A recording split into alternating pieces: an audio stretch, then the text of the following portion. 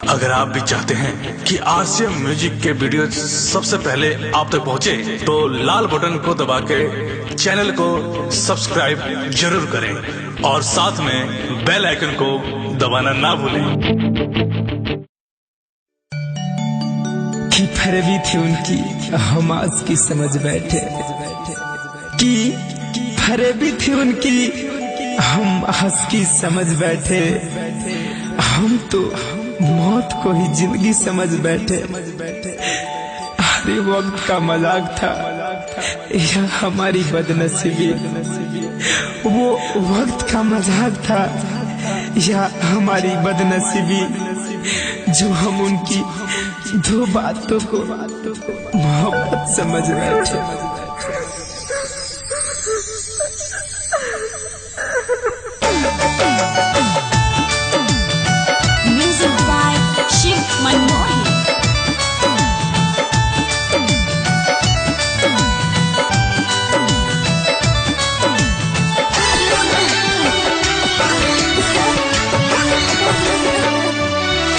जहर जुदाई में पी ले हम हो,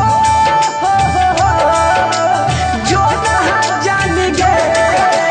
जहर जुदाई में पी ले हम छूटा तई पदान, खूने के आंसू रोजे बहै छै गे जान। खूने के आंसू रोजे बहै छै गे जान। पूजोई भी ससुरारी अपना जोड़ने के जान। पूजोई भी ससुरारी हम हो जइबो समसान। खूने के आंसू रोजे बहै छै गे जान। खूने के आंसू रोजे बहै छै गे जान।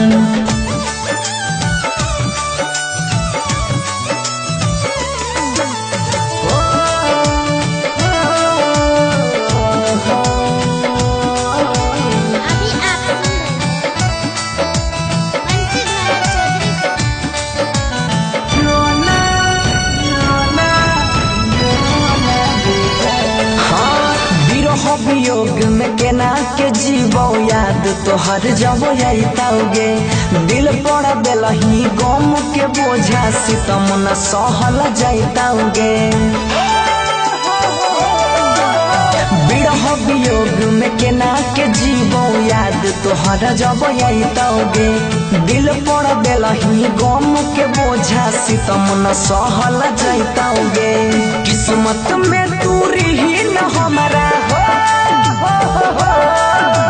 किस्मत में हमारा लिखने नहीं रहो भगवान। खूने के आंसू रोजे बहै छै गे जान। खूने के आंसू रोजे बहै छै गे जान।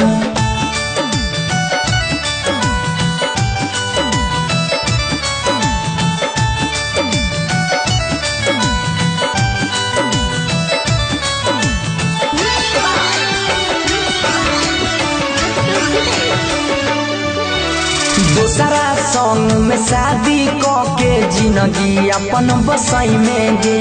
बीच रहिया में छोड़ के हमारा खुशी से ना रह पाई में गे।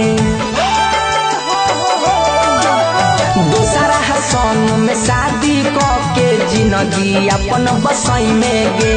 बीच रहिया में छोड़ के हमारा खुशी से ना रह पाई में गे। बनसी धर से तोड़ के नहीं हो,